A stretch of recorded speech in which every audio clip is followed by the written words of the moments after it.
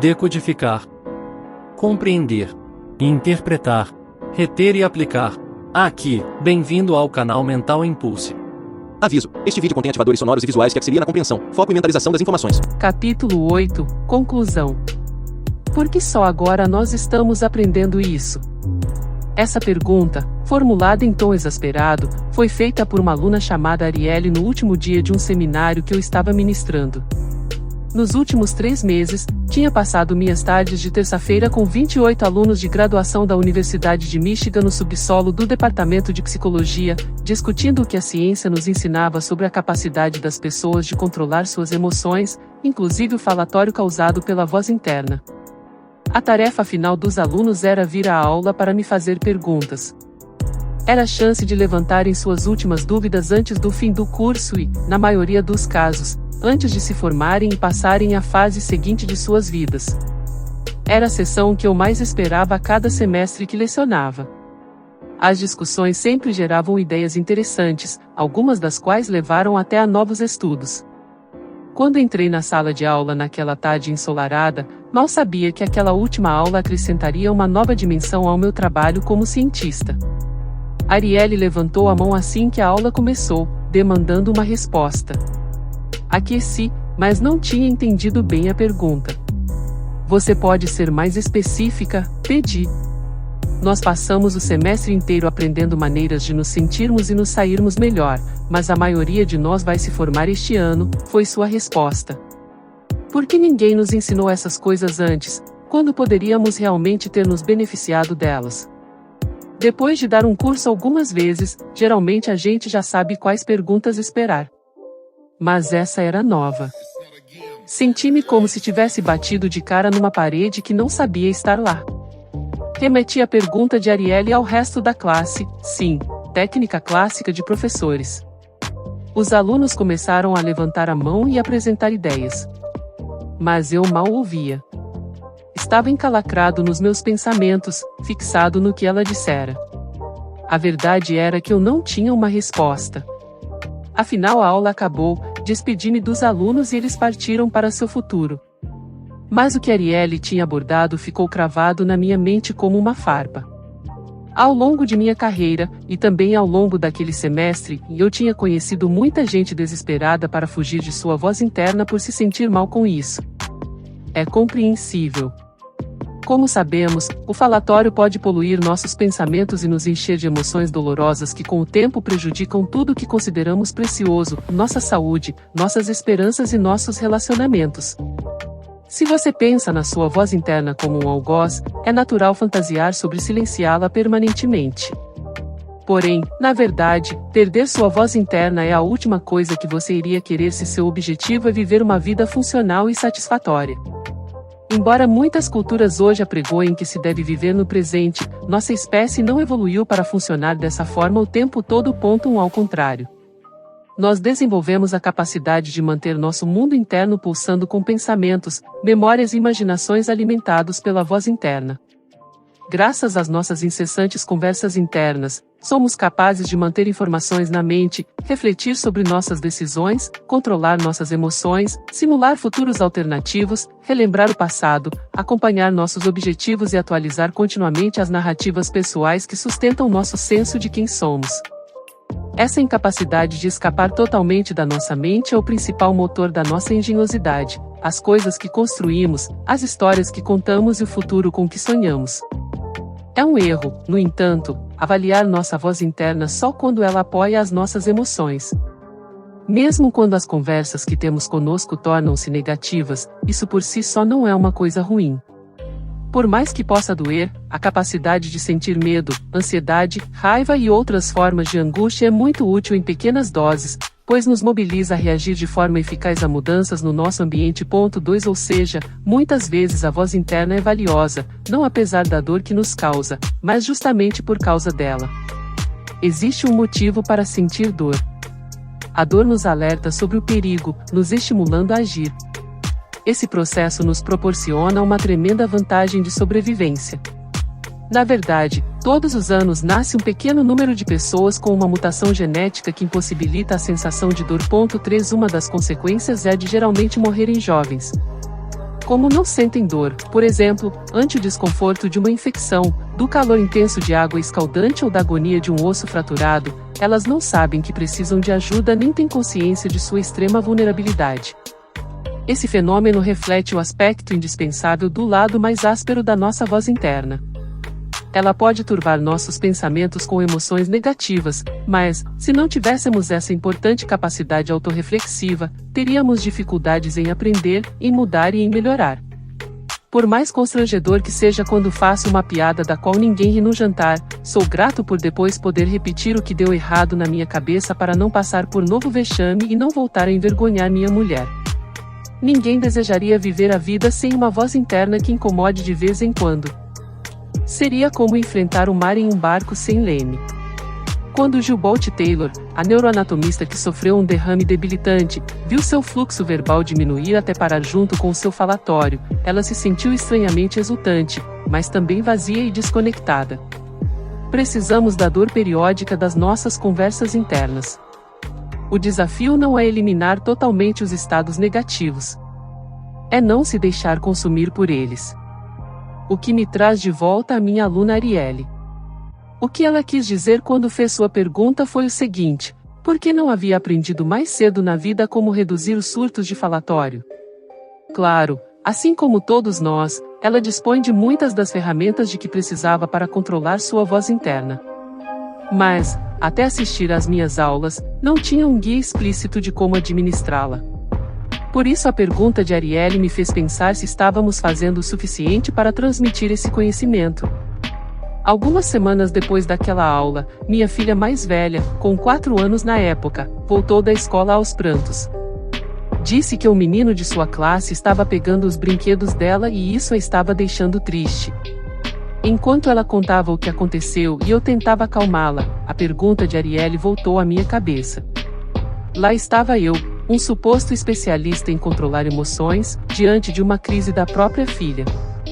Certo, ela só tinha 4 anos, quando o circuito neural subjacente à capacidade de controlar emoções ainda está em desenvolvimento. Mas ainda assim aquele pensamento me perturbou. Fiquei imaginando o que ela e suas amigas estavam aprendendo na escola e se iriam desenvolver as ferramentas que Arielle achava que lhe haviam sido negadas até assistir às minhas aulas. Será que dali a 18 anos minha filha faria a um professor a mesma pergunta que Arielle me fez? Ou, mais provavelmente, será que faria a pergunta para mim, o que me faria sentir ainda pior? Durante os dias e meses que se seguiram, refleti sobre a surpreendente variedade de maneiras de se distanciar, de falar consigo mesmo, de alavancar e melhorar as relações pessoais, de se beneficiar do nosso ambiente e de usar placebos e rituais para aproveitar a capacidade da mente de curar a si mesma. Eram técnicas ocultas à vista de todos, dentro de nós e ao nosso redor. E, embora nenhuma ferramenta específica seja uma panaceia, todas têm o potencial de baixar a temperatura quando nossa voz interna esquenta demais. Mas essas descobertas pareciam chegar até o mundo. Foi aí que me pus a trabalhar e recrutei um grupo de cientistas e educadores com a mesma mentalidade para transmitir o que sabemos sobre a ciência do gerenciamento da emoção em um curso que pudesse se incluir nos currículos dos ensinos fundamental e médio. Depois de viajar pelo país e me reunir com centenas de educadores e cientistas, no outono de 2017 lançamos um estudo piloto. Seu objetivo era introduzir pesquisas sobre como controlar nossas emoções, inclusive como controlar nossa voz interna, em um currículo 4 e avaliar as implicações de ensinar aos alunos essas informações para sua saúde, seu desempenho e seu relacionamento com os outros. Nós o chamamos de Projeto Caixa de Ferramentas. E, felizmente, nossos esforços estão começando a dar frutos. No estudo piloto, um grupo cultural e socioeconomicamente diverso de cerca de 450 alunos de uma escola pública nos Estados Unidos participou do curso prático que planejamos. Os resultados foram empolgantes. As crianças cujo currículo incluía a caixa de ferramentas, que aprenderam técnicas como escrever um diário, conversas internas distanciadas e reformulação orientada a desafios, realmente as usaram em partes importantes da vida cotidiana. E isso é só o começo. Já estamos planejando para breve realizar um estudo muito mais abrangente, com cerca de 12.000 alunos. A metáfora da caixa de ferramentas não descreve apenas o currículo que meus colegas e eu desenvolvemos. também descreve o que espero que você extraia deste livro. O distanciamento é uma ferramenta, seja se imaginando como uma mosca na parede, viajando mentalmente no tempo ou visualizando a si mesmo e seus apuros como fisicamente menores em sua mente. Bem como a conversa interna distanciada, você pode falar consigo mesmo ou sobre si mesmo usando pronomes que não sejam em primeira pessoa ou o próprio nome e pode normalizar seus desafios com o você universal. Podemos ser uma ferramenta para a voz interna de pessoas que lutam contra o falatório em suas vidas, e elas podem fazer o mesmo por nós, evitando a ruminação e encontrando um equilíbrio entre fornecer um apoio afetivo e ajudar os outros a reformularem construtivamente seus problemas quando suas emoções arrefecem. Também podemos ajudar de maneiras invisíveis que aliviam as tensões de pessoas sob estresse que podem se sentir inseguras quanto às suas capacidades. Essas abordagens contra o falatório também se aplicam às formas como interagimos em nossa vida digital cada vez mais imersiva, embora existam comportamentos online que sejam igualmente importantes evitar, uso passivo em vez de ativo das mídias sociais e fazer coisas sem empatia que não faríamos offline. Outro subconjunto de ferramentas vem do mundo complexo ao nosso redor. A Mãe Natureza é uma verdadeira caixa de ferramentas para nossa mente, contendo maneiras agradáveis e eficazes de restaurar as ferramentas de atenção não tão úteis para reduzir o falatório e fortalecer nossa saúde. Isso pode nos deixar arrebatados, assim como muitas experiências que não se encontram só em picos de montanhas, mas também em espetáculos, em locais de culto e até mesmo em momentos especiais na nossa casa. Só lembrar quando cada uma das minhas filhas disse "Papa" pela primeira vez já faz com que eu me sinta arrebatado. Impor ordem ao nosso redor também pode ser reconfortante, nos fazer sentir melhor, pensar com mais clareza e ter um desempenho em níveis mais elevados. E ainda há as nossas convicções, cuja maleabilidade pode funcionar a nosso favor. Por meio do aparato neural da expectativa, as pílulas de açúcar que sabemos serem apenas pílulas de açúcar podem melhorar nossa saúde, assim como a prática de rituais, tanto os que são culturalmente ordenados quanto os que nós mesmos criamos.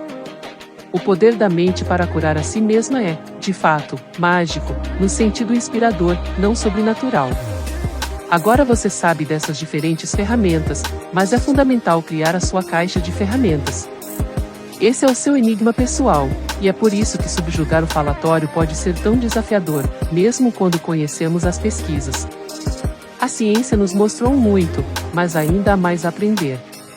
Só estamos começando a entender como as várias estratégias para controlar o falatório funcionam juntas para pessoas diferentes em situações diferentes, ou como funcionam quando usadas alternadamente. 7 Porque algumas ferramentas funcionam melhor para uns do que para outros?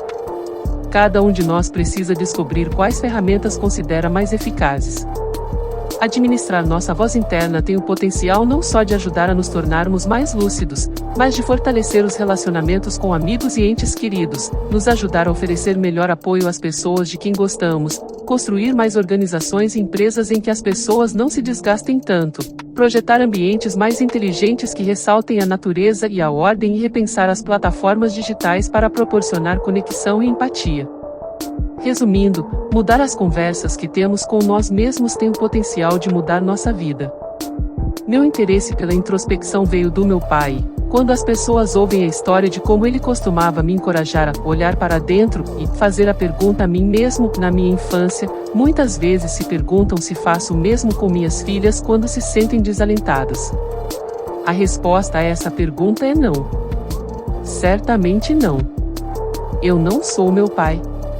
Mas isso não significa que não fale com minhas filhas sobre como elas podem lidar com os seus falatórios. Como um pai que deseja que as filhas sejam felizes, saudáveis e bem-sucedidas, e como cientista que sabe como é importante aproveitar as conversas que temos com nós mesmos para atingir esses objetivos, não consigo pensar em nenhuma lição mais importante para ensinar a elas. Só que eu faço isso do meu jeito. Ponho um band-aid no cotovelo delas quando estão desanimadas e digo que o band-aid vai fazer se sentirem melhor se acreditarem nisso. Levo-as para passear no arboreto esplêndido e verdejante perto de casa quando se sentem tristes e aconselho-as a se concentrarem no panorama geral quando me contam sobre suas brigas mais recentes no parquinho ou na sala de aula. E quando estão agindo de forma irracional, pelos motivos mais idiotas, peço que digam a si mesmas o que imaginam que a mãe ou eu diriam. E faço cócegas nelas. Uma das coisas que se tornaram claras para mim enquanto escrevia este livro é a influência que eu e minha mulher exercemos nas conversas que nossas filhas têm consigo mesmas. Nós somos uma de suas ferramentas, no sentido de as apoiarmos quando estão perdidas no falatório e de criarmos a cultura em que estão imersas em casa.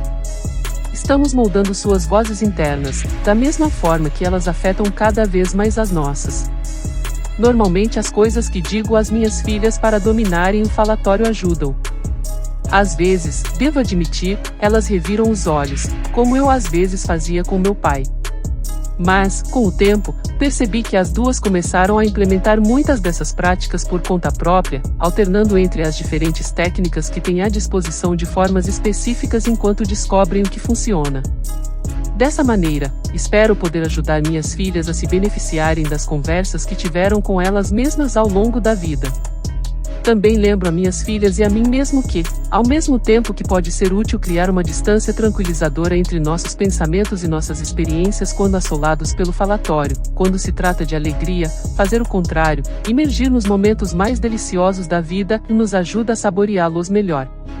A mente humana é uma das maiores criações da evolução, não só por ter permitido que nossa espécie sobrevivesse e prosperasse, mas também por nos ter dotado de uma voz na nossa cabeça não somente capaz de celebrar os melhores momentos como também de dar sentido aos piores momentos, apesar dos inevitáveis pesares da vida.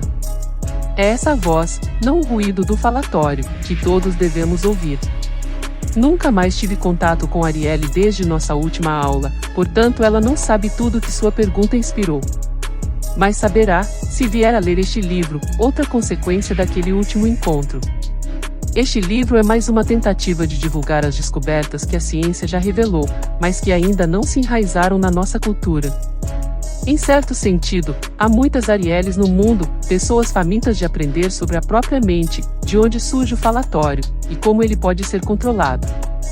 Então eu escrevi este livro para elas. E para mim. E para você. Porque ninguém deveria andar pela própria casa às 3 da manhã segurando um taco de beisebol da Liga Infantil. Visite nosso canal e acesse nossa playlist A Voz na Sua Cabeça de Ethan Krois. Para apoiar o canal, não esqueça de inscrever-se, curtir, comentar e compartilhar. Demonstre sua gratidão às pessoas que colaboram para seu desenvolvimento.